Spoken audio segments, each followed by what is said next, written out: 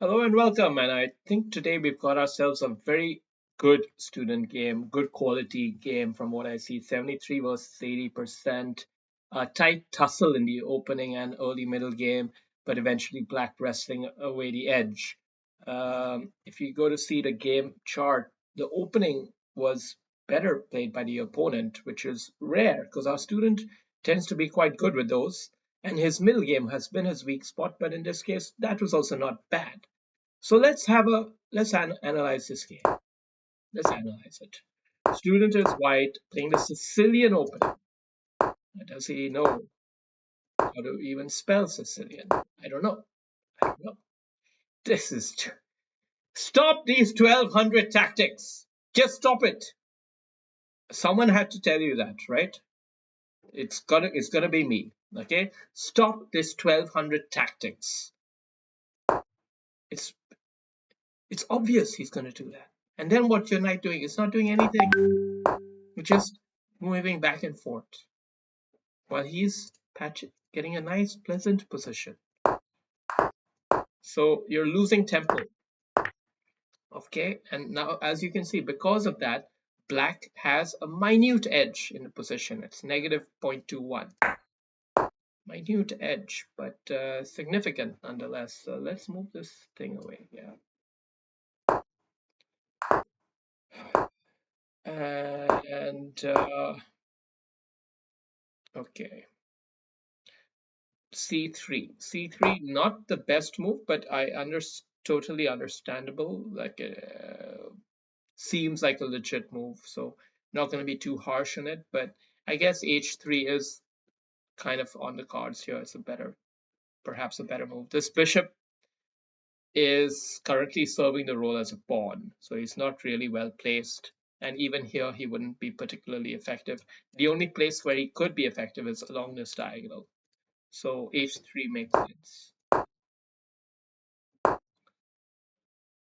This is very double-edged, very probably a good move. Good move. Queen c2 seems a natural choice, but queen d2 does also open up a new threat, which wins tempo. Tempo matters. Tempo does matter. And it's a very tight game, very well poised. And this is a totally understandable move. So let's just examine why it's not even recommended. I think I would be very likely to play a move like this in many games. But knight here, it opens up the rook to defend the bishop and attacks the pawn. So it is achieving more. It's winning another tempo. You know, his bishop's going to have to come back or something, right? Let's just see how the line would play out according to the computer. According to the computer, the rook would have to come in for the defense, and you still end up winning the pawn anyway. You still end up winning the pawn anyway because you've got all this activity going. So yeah, try to do two things with one. You know, when you're trying to defend, try to attack at the same time. That's the general idea. This is understandable as well. Understandable as well. Not like a bad move or anything. So what can we say? We can't say too much. Uh, that that I'm not so hot on. I would have thought it's actually better to capture here. You know, possibly swing your other rook over, start putting pressure there. I don't know if closing up the position is to your advantage here. Taking the fianchetto bishop is a good idea. Uh, this is all going okay. Totally even position, really. Um, legit move. Legit move. Pawn h3 is also legit. G4 is asking for trouble, right? You're always asking for trouble when you play moves like this. What you need to stop doing is those 1200 tactics, the 9G4, 1200 level tactics, and this G4 idea. This is another 1200 level boredom. How much time did you have left? You had 2 minutes left, and you spend a lot of time. At the 2 minute mark, you tend to fuck up. Keep that in mind. At the 2 minute mark, you tend to fuck up. You tend to go into a bit of a deep think over a fool's errand. In one of the previous games, it was a bishop sacked for a pawn, and in this game, it's a wild g4. Don't do that. Okay?